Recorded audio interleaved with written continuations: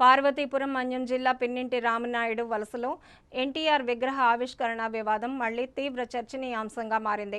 గత స్థానిక ఎమ్మెల్యే బోనుల విజయచంద్ర అడ్డుపడడంతో వాయిదా పడిన ఈ కార్యక్రమాన్ని నేడు ఎన్టీఆర్ జయంతి సందర్భంగా గ్రామస్తులు పట్టుబట్టి నిర్వహించారు.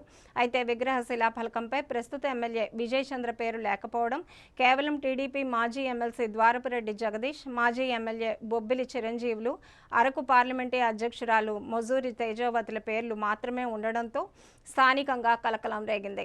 ఈ విభేదాలకు నేపథ్యంలో ఎమ్మెల్యే వర్గం ఈ కార్యక్రమానికి పూర్తిగా దూరంగా ఉన్నట్లు తెలుస్తోంది.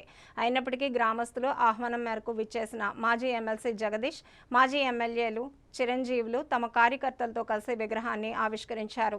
అనంతరం నాయకులు గ్రామ ప్రజలను ఉద్దేశించి ప్రసంగిస్తూ అభిమానుల మధ్య కేక్ కట్ చేసి జయంతి సంబరాలు తెలిపారు. ఎమ్మెల్యే పేరు లేని ఈ విగ్రహావిష్కరణ ఇప్పుడు నియోజకవర్గ రాజకీయాల్లో హాట్ టాపిక్గా మారింది.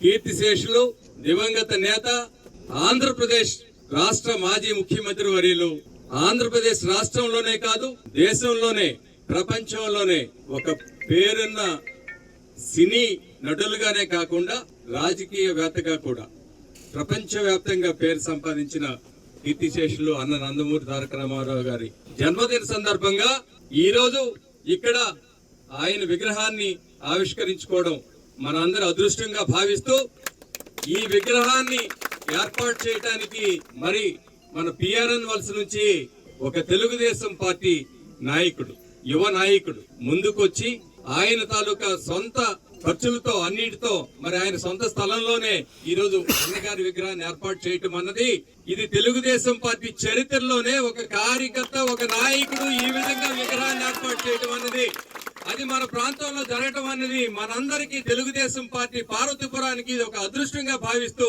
అలాంటి వ్యక్తిని ఖచ్చితంగా తెలుగుదేశం పార్టీ మన నాయకులు, ప్రీతమ నాయకులు నారా చంద్రబాబు నాయుడు గారి నాయకత్వంలో ఈ రోజు యువ నాయకులు లోకేష్ బాబు గారు ఎప్పుడు కూడా మిమ్మల్ని, మీ గ్రామాన్ని మిమ్మల్ని ఖచ్చితంగా గుర్తు పెట్టుకుంటారని, నిరంతరం ఖచ్చితంగా మిమ్మల్ని కాపాడుకుంటారని ఈ రోజు ఈ సందర్భంగా మీకు తెలియజేసుకుంటా ఉన్నాను నేను.